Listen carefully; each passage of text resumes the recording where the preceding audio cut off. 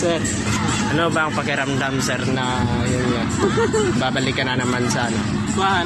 Malungkot. Kasi yun nga, malungkot, mawalay ulit sa family. Pero alam kong babalik ulit ako. Sanaon, mabalik. So yun nga guys, kailangan force lang talaga yung serve natin kahit malayo. May baydanan ko 30 bay. Yun nga.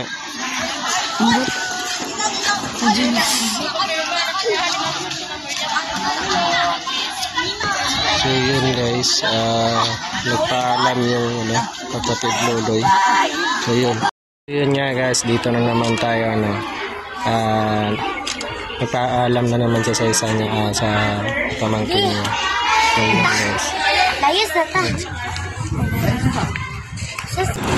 So yun nga guys, atin namin siya sa kanyang sasakyan.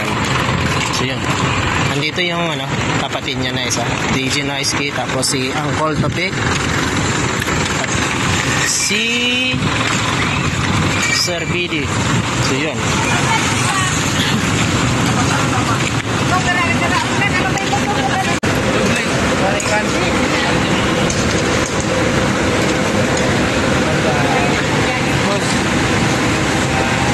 Bye Kas. See you. Uy, nabasa tuloy. Nabasa pa. Sige, ingat, Col. Kas, ingat. Bye-bye.